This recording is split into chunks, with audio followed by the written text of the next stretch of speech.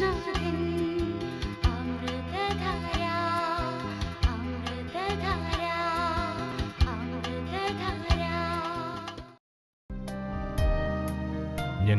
ക്രൂശിക്കപ്പെട്ട ക്രിസ്തുവിനെ പ്രസംഗിക്കുന്നു. ദൈവത്തിന് സ്തോത്രം. ബഹുമാനപ്പെട്ട അച്ഛന്മാർക്കും സ്നേഹം സഹോദരി സഹോദരന്മാർക്കും കർത്താവായ യേശു ക്രിസ്തുവിൻ്റെ പരിശുദ്ധമായ നാമത്തിൽ എൻ്റെ വിനീതമായ വന്ദനം. ഇന്നും ചിന്തിക്കാൻ പോകുന്നത് വെളിപ്പാട് ദിവസം 8-ാം അധ്യായമാണ്. 7-ാം അധ്യായം അങ്ങ് തീർന്നു, എല്ലാം പെർഫെക്ഷനിലാണത്, പെർഫെക്ഷൻ. ഇന്ന് വെളിപ്പാട് ദിവസം 8-ാം അധ്യായത്തേക്ക് അങ്ങോട്ട് വരികയാണ്. അവിടെ വരുമ്പോഴേക്കും അന്തരീക്ഷം എല്ലാം മാറുകയാണ്, എല്ലാം മാറുന്നു. വലിയ ഭീകരമായ അനർത്ഥങ്ങൾ വരാൻ പോകുന്നു, ഭയാനകമായ സംഭവങ്ങൾ. അതെല്ലാം കർത്താവിൻ്റെ വചനം വെളിപ്പെടുത്തിയിരിക്കുന്നു. അതിൻ്റെ വ്യാപ്തിയോ അതിൻ്റെ കാലയളവോ സംബന്ധിച്ചുള്ളതായ കാര്യങ്ങൾ ആർക്കും അത്ര തീർച്ചയില്ല, ഉറപ്പ് പറയാനൊക്കെയില്ല. വെളിപ്പാട് പുസ്തകം തന്നെ ഒരു വാസ്തവത്തിൽ മനസ്സിലാക്കാൻ പ്രയാസമുള്ളൊരു പുസ്തകമാണല്ലോ. അതിന് വ്യാഖ്യാനത്തിൽ അനേകം ദൈവമക്കൾ പലതരത്തിൽ അത് ഏറ്റവും ശ്രദ്ധേയമായ രീതിയിലുള്ള വ്യാഖ്യാനങ്ങൾ തരുന്നുണ്ട്. എല്ലാവരും ആരുടെയും വ്യാഖ്യാനങ്ങൾ തെറ്റായിട്ടില്ല, തോന്നിയിട്ടില്ല. പക്ഷേ ഒരു വലിയ കാര്യമുണ്ട്, അതൊരു പൊതു കാര്യമാണ്. ഒരു വലിയ അനർത്ഥം വരാൻ പോകുന്നു, വലിയൊരു അനർത്ഥം വരാൻ പോകുന്നു, വലിയ കഷ്ടം വരാൻ പോകുന്നു. അതാണ് 8-ാം അധ്യായം തുടങ്ങുമ്പോൾ തന്നെ കാണുന്നത്. നമുക്ക് വായിക്കാം. അവൻ 7-ാം മുദ്ര പൊട്ടിച്ചപ്പോൾ സ്വർഗത്തിൽ ഏകദേശം അരമണിക്കൂറോളം മൗനത ഉണ്ടായി. അരമണിക്കൂറോളം മൗനതയുണ്ടായി. എന്തായിരിക്കും മൗനത? പെട്ടെന്ന് ഇത്രയും മൗനത ഉണ്ടാകാൻ കാരണം, അതിന് കാരണം വലിയൊരു കൊടുങ്കാറ്റടിക്കുന്നതിന് മുമ്പ് ഒരു ശാന്തത ഉണ്ടാകും. ഭയങ്കരമായി കൊടുങ്കാറ്റടിക്കാൻ പോവുകയാണ്. ആ കൊടുങ്കാറ്റടിക്കുന്നതിന് മുമ്പ് ഒരു നല്ല ശാന്തത ഉണ്ടാകും. എവിടെയും സ്വാഭാവികമാണ്, പ്രകൃതിയിൽ സ്വാഭാവികമാണ്. ഒരു മരണം നടക്കുന്നതിന് മുമ്പ്, മരണത്തിന് തൊട്ട് മുമ്പ് ഒരു സുഖം പോലെ തോന്നും, സുഖമായി തോന്നും. മരണത്തിന് തൊട്ട് മുമ്പ് പല കാര്യം, എല്ലാവരും അല്ല, പല കാര്യങ്ങളിലും. മരിക്കാൻ പോകുന്ന ആൾ പെട്ടെന്ന് എല്ലാം ബോധം തെളിയുന്നു, അത് ഒന്ന് ഒരു ഉണർവ് വരുന്നു. അപ്പോൾ ഞാൻ വിചാരിക്കും, രോഗം മാറിയല്ലോ, അത് വിചാരിക്കും. പക്ഷേ മാറുന്നതല്ല, അത് അതിൻ്റെ അന്ത്യത്തിലേക്ക് നീങ്ങുകയാണ്. ഒരു മൗനതയുണ്ടായി, മൗനത. ആ മൗനത വരാൻ പോകുന്ന കഷ്ടങ്ങൾക്ക് മുൻപുള്ളതായ ഒരു ശാന്തതയാണ്. വയ്യ. അപ്പോൾ ദൈവസന്നിധിയിൽ 7 ദൂതന്മാർ നിൽക്കുന്നത് ഞാൻ കണ്ടു. അവർക്ക് 7 കാഹളം ലഭിച്ചു. 7 കാഹളം ലഭിച്ചു. 7 ദൂതന്മാരും 7 കാഹളങ്ങളും. വയ്യ. മറ്റൊരു ദൂതൻ ഒരു സ്വർണ്ണ ധൂപകലശവുമായി വന്ന് യാഗപീഠത്തിനരികെ നിന്നു. സിംഹാസനത്തിന് മുമ്പിലുള്ള സ്വർണ്ണപീഠത്തിന്മേൽ സകല വിശുദ്ധന്മാരുടെയും പ്രാർത്ഥനയോട് ചേർക്കേണ്ടതിന് വളരെ ധൂപവർഗം അവന് കൊടുത്തു. ധൂപവർഗത്തിന്റെ പുക വിശുദ്ധന്മാരുടെ പ്രാർത്ഥനയോടുകൂടെ ദൂതന്റെ കയ്യിൽ നിന്ന് ദൈവസന്നിധിയിലേക്ക് കയറി. ദൂതൻ ധൂപകലശമെടുത്ത് യാഗപീഠത്തിലെ കനൽ നിറച്ച് ഭൂമിയിലേക്ക് എറിഞ്ഞു. ഉടനെ ഇടിമുഴക്കവും നാദവും മിന്നലും ഭൂകമ്പവും ഉണ്ടായി. ഒരു ആരാധനയാണ് ധൂപകലശം. ധൂപകലശത്തിൽ പോയി ഇങ്ങനെ ഉയരുകയാണ്. പക്ഷേ ദൂതൻ ഒരു കാര്യം ചെയ്തു.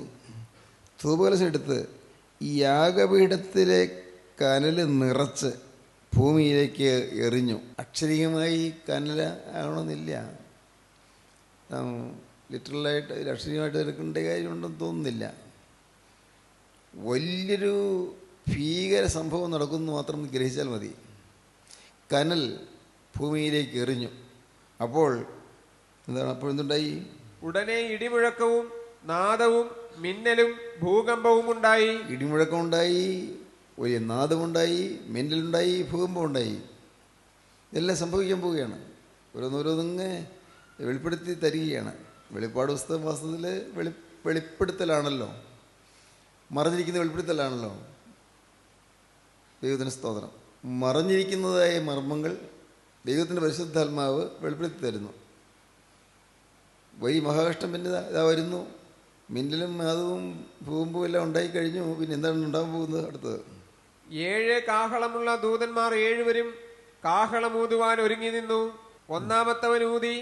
അപ്പോൾ രക്തം കലർന്ന കൽമഴയും തീയും ഭൂമിമേൽ ചൊരിഞ്ഞിട്ട് ഭൂമിയിൽ 1/3 വെന്തുപോയി. ഉണ്ടോ?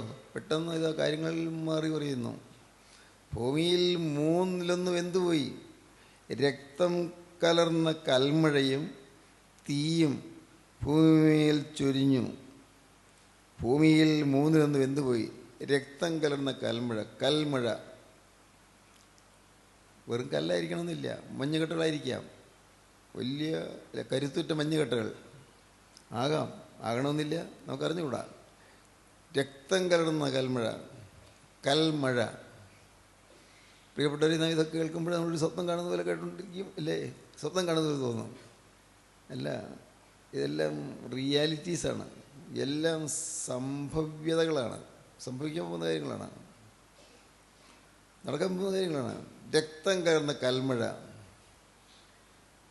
ഈ രക്തം വെള്ളത്തിൽ കലർന്ന കാര്യം നാം പുറപ്പാട് പുസ്തകത്തിൽ കാണുന്നുണ്ട്. ഇസ്രായേൽ ജനം മരുഭൂമിയിലേക്ക് പോകുന്നതിന് മുൻപ്, അവർ മോചനം പ്രാപിക്കുന്നതിന് മുൻപ് മിസ്രൈമിൽ താമസിക്കുമ്പോൾ വെള്ളം രക്തമായി തീർന്നു എന്നാണ് നാം കാണുന്നത്. അത് പഴയ സംഭവമാണ്. വെള്ളം രക്തമായി തീർന്നു. അത് കേൾക്കും. അത് അങ്ങനെ ഒരു കാലത്ത് അങ്ങനെ നടന്നിരുന്നു. അത് സംശയിക്കേണ്ട. കാരണം ഇന്നും ചില പ്രദേശങ്ങളിൽ വെള്ളം രക്തമാകുന്നുണ്ട്. അതിന് പല കാരണങ്ങളും ഭൂമിശാസ്ത്രജ്ഞന്മാർ പറയും, ആർക്കിയോളജിസ്റ്റ് ഭൂഗർഭശാസ്ത്രജ്ഞന്മാർ പറയും, പല കാരണങ്ങൾ പറയും. വെള്ളം രക്തമാകുന്നുണ്ട്. എന്താണോ കാരണം? വല്ല കെമിക്കൽ റിയാക്ഷൻസ് ആണോ? നമുക്കതിനെക്കുറിച്ചൊന്നും അറിയാൻ പാടില്ല. അന്ന് ഈജിപ്തിലെ നദികളിലെ വെള്ളമൊക്കെ രക്തമായി തീർന്നു. രക്തം മുഴുവൻ രക്തമായി തീർന്നു. വെള്ളം രക്തമായി തീരുമെന്ന് പറഞ്ഞാൽ പിന്നെ എങ്ങനെ മനുഷ്യൻ വെള്ളം കുടിക്കും? അത്ര വലിയൊരു കൊടിയ ബാധയാണ് അന്ന് ജനത്തിന് വന്നത്, കൊടിയ ബാധ.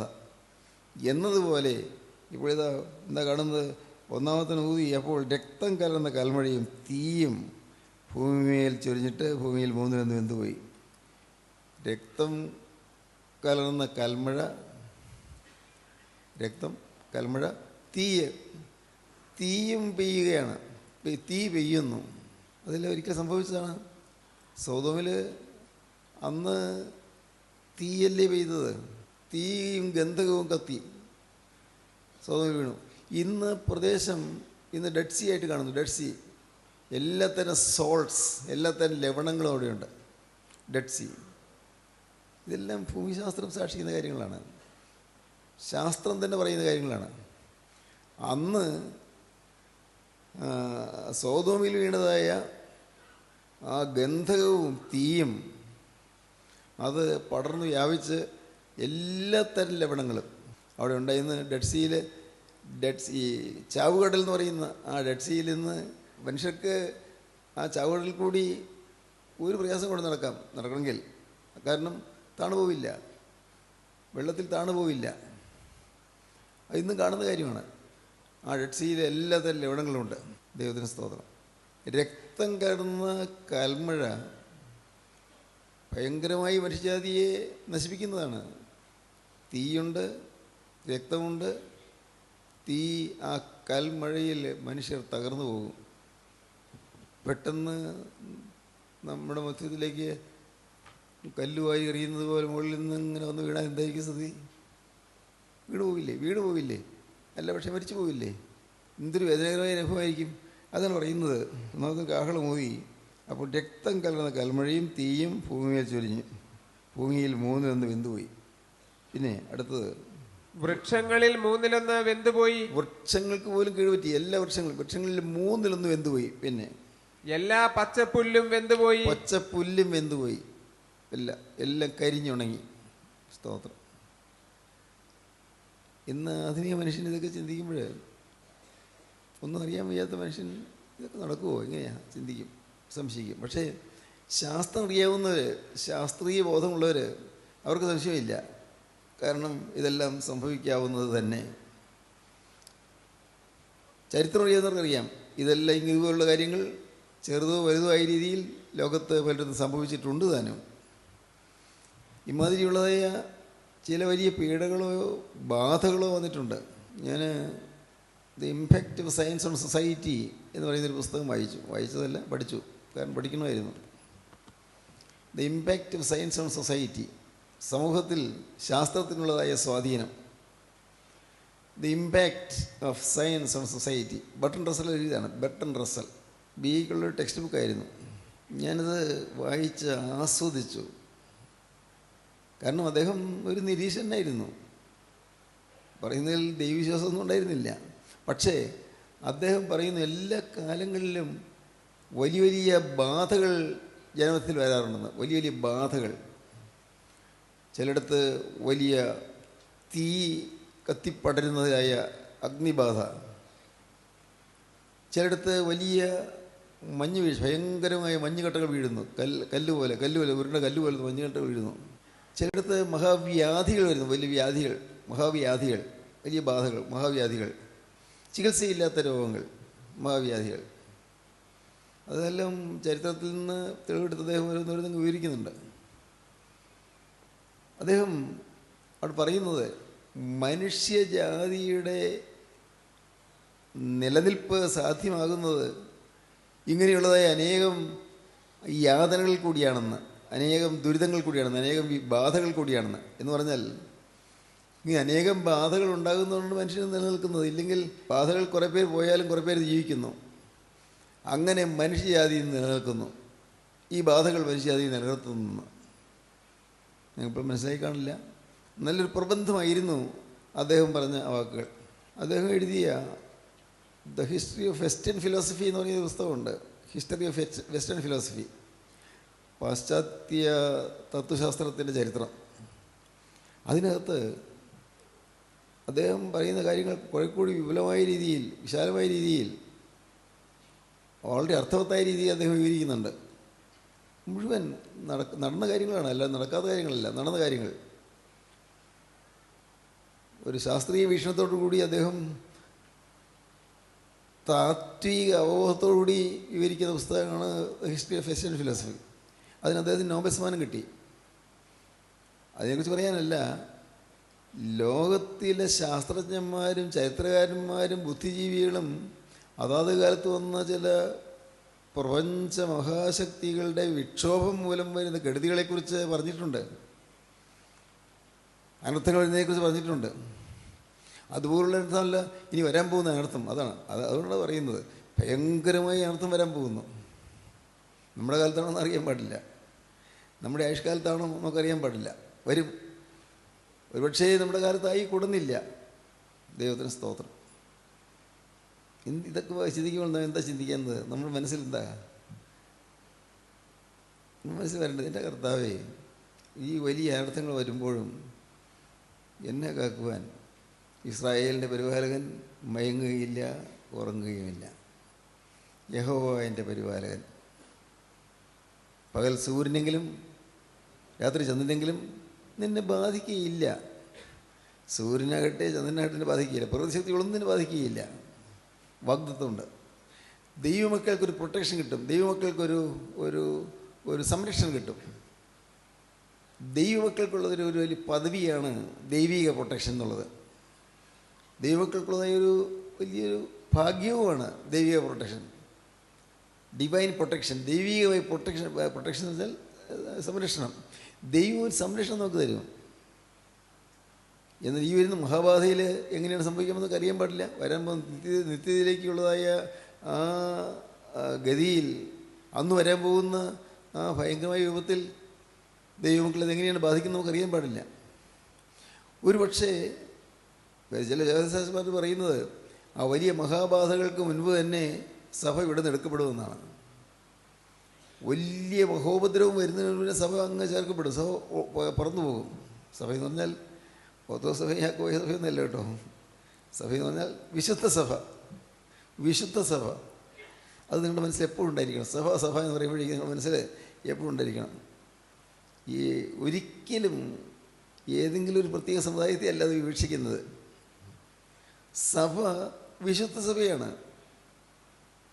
കർത്താവ് രക്ഷിക്കപ്പെടുന്നവരെ ദിനം പ്രതി സഭയോട് ചേർത്തുകൊണ്ടിരുന്നു. രക്ഷിക്കപ്പെടുന്നവരുടെ കൂട്ടമാണ് സഭ. അതിൽ കത്തോലിക്ക സഭത്തിലുള്ളവരുണ്ടായിരിക്കും, യാക്കോബ സഭയിലുള്ളവരുണ്ടായിരിക്കും, പോത്രോസ് സഭയിലുള്ളവരുണ്ടായിരിക്കും, മാർത്തോമാ സഭയിലുള്ളവരുണ്ടായിരിക്കും, ഇവാഞ്ചലിക്കൽ സഭയിലോ CSI സഭയിലോ പ്രസ്ബിറ്റീരിയൻ സഭയിലോ ബാപ്റ്റിസ്റ്റ് സഭയിലോ സഭ, ഇങ്ങനെ അനേക സഭകളുണ്ടല്ലോ. അങ്ങനെയുള്ള പുറമെയുള്ള സമുദായങ്ങളിലുള്ളതിൽ വിശുദ്ധന്മാർ ചേരുന്നതായിരുന്നു സഭ. അതാണ് സത്യസഭ. ഇന്നൊരു അദൃശ്യ രൂപമാണ്, പുറമേ കാണില്ല. ഇന്ന് നോക്കിയാൽ പുറമേ നിന്ന് കാണുകയില്ല സഭ. ഇന്ന് നോക്കുമ്പോൾ പല സമുദായങ്ങളായിട്ട് ചേരി നിൽക്കുന്നു. പല നിസ്സാര കാര്യങ്ങളിൽ വ്യത്യാസമല്ലേ ഉള്ളൂ. ഞാനെങ്ങനെയാണ് കാണുന്നത്? വിശ്വാസം ഒന്ന് തന്നെയല്ലേ. യേശുക്രിസ്തു ക്രൂശിൽ മരിച്ചു, പാപിരക്ഷകനായി ക്രിസ്തു ക്രൂശിൽ മരിച്ചു, ക്രിസ്തുവിൻ്റെ രക്തത്താൽ എല്ലാവരെയും വീണ്ടെടുത്തു. ക്രിസ്തു ക്രൂശിൽ മരിച്ചു വിശ്വസിക്കുന്നവർക്കെല്ലാം വീണ്ടെടുപ്പുണ്ട്. വിശ്വസിക്കുന്നവർക്ക് ദൈവരാജ്യത്തിൽ പ്രവേശനമുണ്ട്. വിശ്വസിക്കുന്നവർക്ക് ക്രിസ്തുവിൻ്റെ രക്തത്തിൽ പാപമോചനമുണ്ട്. എല്ലാ സഭകളും ഇതാ പറയുന്നുള്ളൂ, എല്ലാ സഭകളും. പിന്നെ അതിൻ്റെ പ്രവർത്തന പദ്ധതികൾ, പ്രവർത്തന രീതികളിൽ വ്യത്യാസം കാണുമായിരിക്കും. പ്രവർത്തന രീതികൾ വ്യത്യാസം, അതിനെക്കുറിച്ച് വിവരിക്കേണ്ട കാര്യമില്ല. അതുകൊണ്ടാണ് നമുക്ക് ഒരു ദൈവം വലിയൊരു ചിന്താഗതി തന്നത്, സഭ മാറണ്ട എന്നുള്ളത്. എല്ലാ സഭകളെയും ആദരിക്കുന്നത് അതുകൊണ്ടാണ്. സഭകളെയെല്ലാം നാം ആദരിക്കുന്നു, സഭകളെയെല്ലാം നാം ബഹുമാനിക്കുന്നു. പുറമെയുള്ള സഭകളെല്ലാം ഒന്നിനെക്കുറിച്ച് നമുക്കൊരു അവമതിപ്പില്ല. കാരണം നമുക്ക് ആരെയും വിധിക്കേണ്ട ആവശ്യമില്ല. ആരെയും വിധിക്കാൻ കർത്താവ് നമ്മൾ പറഞ്ഞിട്ടില്ല. ആരുടെയും കുറ്റം കണ്ടുപിടിക്കാൻ കർത്താവ് പറഞ്ഞിട്ടില്ല. കർത്താവ് നമ്മൾ പറയും നമ്മുടെ കുറ്റം കണ്ടുപിടിക്കാനേ പറഞ്ഞിട്ടുള്ളൂ. നിങ്ങൾ മനസ്സിലാകുന്നു? യേശുക്രിസ്തു പറഞ്ഞിട്ടുള്ളത് ഞാൻ എൻ്റെ കുറ്റം കണ്ടുപിടിക്കണം, എൻ്റെ തെറ്റ് കണ്ടുപിടിക്കണം, അനുഭവിക്കണം, എന്നാൽ ദൈവത്തിൽ പോവാം, ഇതേ പറഞ്ഞിട്ടുള്ളൂ. അവിടെ ആ സഭയെ തെറ്റെന്താണ്, ഈ സഭയെ തെറ്റെന്താണ്, അവിടെ ആ പ്രാക്ടീസസിൽ തെറ്റുണ്ടോ? No, never. അതൊന്നും ചിന്തിക്കേണ്ട ആവശ്യം എനിക്കില്ല. ചിന്തിച്ചാൽ ഞാൻ വെട്ടിയായി പോകും. നിങ്ങൾക്ക് മനസ്സിലാകുന്നോ? പ്രിയപ്പെട്ടവർ, നമുക്ക് ഒരു കോസ്മോപോളിറ്റൻ ഔട്ട്ലുക്ക് വരണം. എന്ന് വെച്ചാൽ എന്താ? ഒരു വിശാല വീക്ഷണം വരണം, കോസ്മോപോളിറ്റൻ ഔട്ട്ലുക്ക്. നമുക്കെപ്പോഴും ഒരിക്കലും ഇടുങ്ങിയിരിക്കരുത്. ഞാൻ പോകുന്ന പള്ളിയാണ് സത്യപള്ളി, അല്ലാണ്ട് വേറെ പള്ളികളൊന്നും ശരിയല്ല. ഞാൻ പോകുന്ന ആരാധനയാണ് സത്യാരാധന, വേറെ ആർക്കും അസത്യാരാധനയില്ല എന്നൊന്നുള്ള വീട്ടിൽ നമുക്ക് പറയാൻ പാടില്ല, ചിന്തിക്കാൻ പാടില്ല. നമുക്ക് യേശുക്രിസ്തു കേന്ദ്രമായിട്ടുള്ള, ക്രിസ്തുവിൻ്റെ ക്രൂശ് മരണം മൂലം കിട്ടുന്നതായി രക്ഷ കേന്ദ്രമായിട്ടുള്ള, ക്രിസ്തുവിൻ്റെ രക്തത്താലുള്ള വീണ്ടെടുപ്പ് കേന്ദ്രമായിട്ടുള്ള ഏതൊരു വിശ്വാസത്തെയും നമുക്ക് അംഗീകരിക്കാം. നമുക്ക് ചർച്ചയുണ്ട്. പിന്നെ എന്തുകൊണ്ടോ ചില പ്രായോഗികമായ കാരണങ്ങളാൽ പലതായിട്ട് തിരിഞ്ഞു നിൽക്കുന്നു. ഭരണത്തിൻ്റെ വ്യത്യാസമാകാം, ചില നടത്തിപ്പിൽ വ്യത്യാസമായിരിക്കാം. ദൈവത്തിന് സ്തോത്രം. ചില സഭകൾ കൃപ നിറഞ്ഞ എന്നുള്ള ചൊല്ലുന്നില്ല. ചില സഭകൾ കൃപ നിറഞ്ഞ പറയുക എന്നുള്ളത് നിരന്തരം കൂടുതൽ ചൊല്ലിക്കൊണ്ടിരിക്കുന്നു. ആയിക്കൊള്ളുന്ന ആർക്ക് ചെയ്തോ? അതിലേക്ക് ചിന്തിക്കുന്നതിനാ. ചില സഭകൾ മധ്യസ്ഥ പ്രവർത്തനം നടത്തുന്നില്ല, മറ്റാർക്ക് വേണ്ടി പ്രാർത്ഥിക്കുന്നില്ല. മധ്യസ്ഥ പ്രാർത്ഥന പാടില്ലെന്ന് പറയുന്നു. ചില സഭകൾ മധ്യസ്ഥ പ്രവർത്തനം നടത്തുന്നു. ചെയ്തോട്ടെ, അല്ല ചെയ്യാതിരിക്കട്ടെ, അതൊക്കെ ലെഫ്റ്റ് ദം, അവർക്കങ്ങ് വിട്ടേക്കണം, ഓരോരുത്തർക്കും വിട്ടേക്കണം. ഇങ്ങനെയുള്ള കാര്യങ്ങളിലൊന്നും നമ്മൾ തലനാരിഴ കീറിയോ വാദിക്കാൻ പോകരുത്. എന്നുവെച്ചാൽ നാം ഇങ്ങനെയുള്ള കാര്യങ്ങളിലേക്ക് നമ്മൾ കൂടുതൽ ചകഞ്ഞ് ചിന്തിക്കാൻ പോകരുത്. എന്തിന്? എനിക്ക് രക്ഷകനായ ഒരു യേശു ഉണ്ട്. യേശു എനിക്ക് വേണ്ടി ക്രൂശിൽ മരിച്ചിരിക്കുന്നു.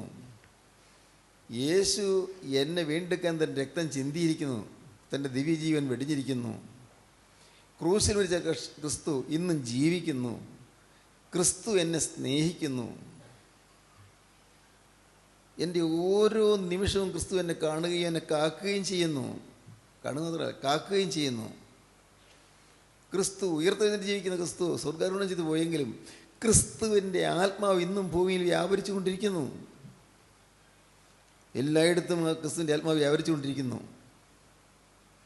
ദൈവത്തിന് സ്തോത്രം. ക്രിസ്തു വീണ്ടും വരികയും ചെയ്യും.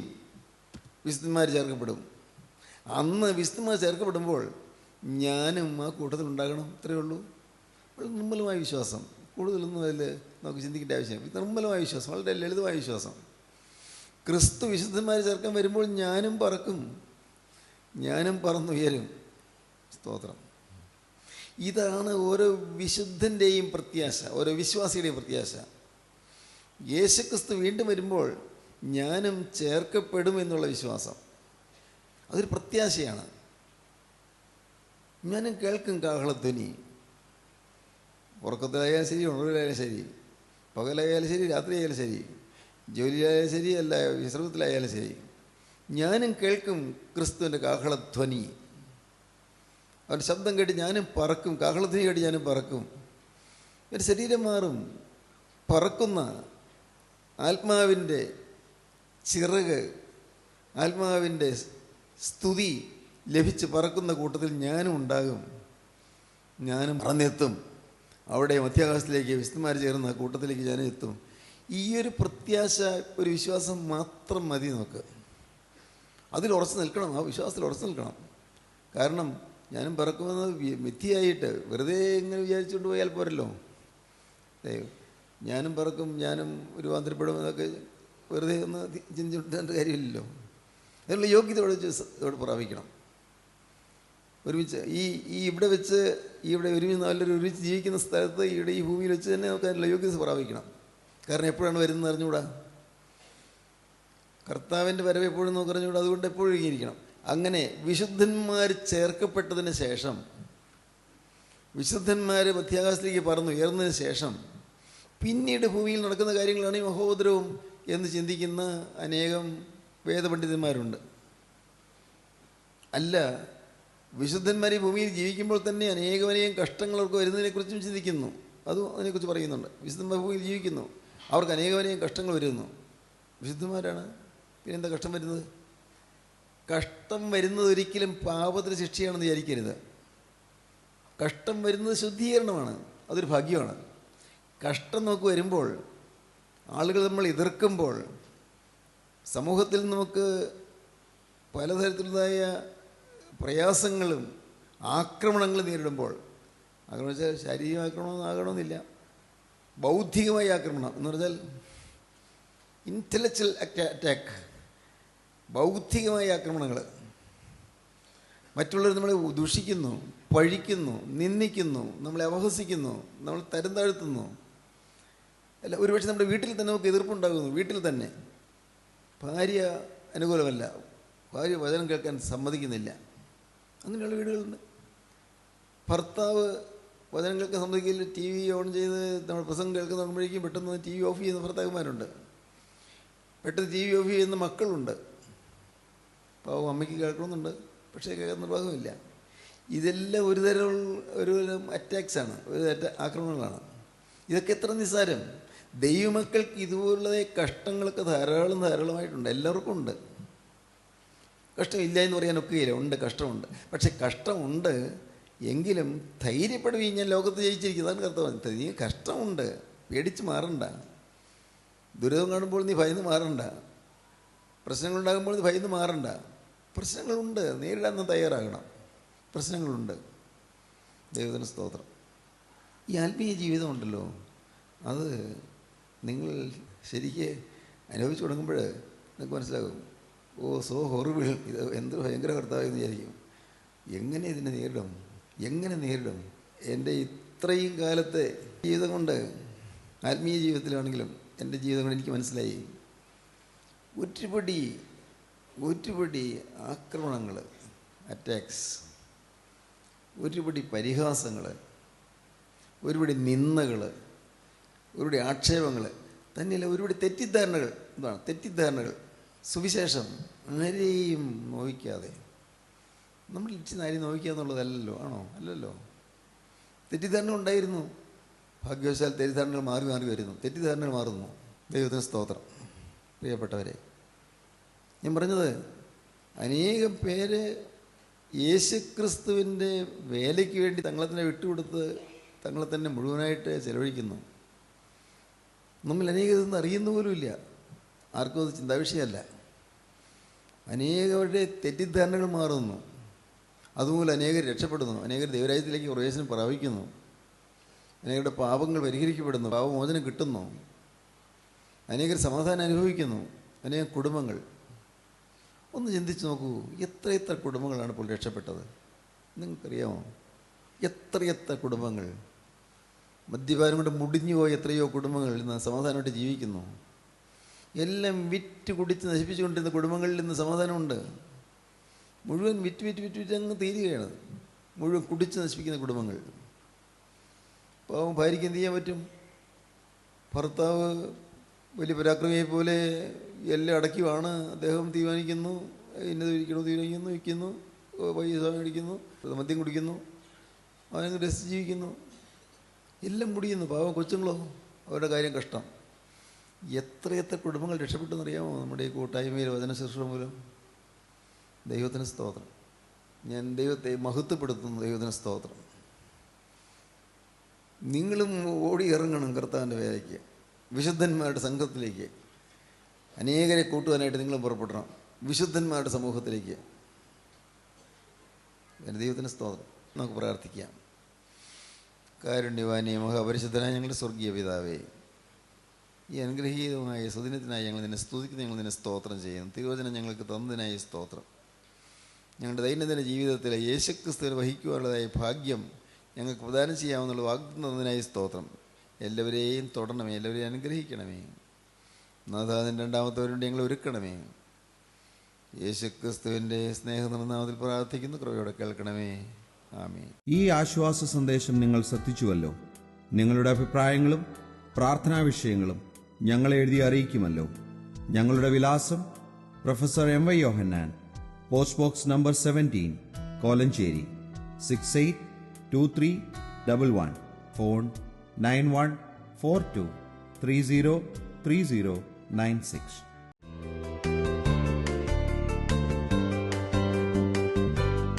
അമൃതധാര എല്ലാ ശനിയാഴ്ചയും രാവിലെ 6:30 മുതൽ 7 മണി വരെ നിങ്ങളുടെ സൂര്യ TV-യിൽ.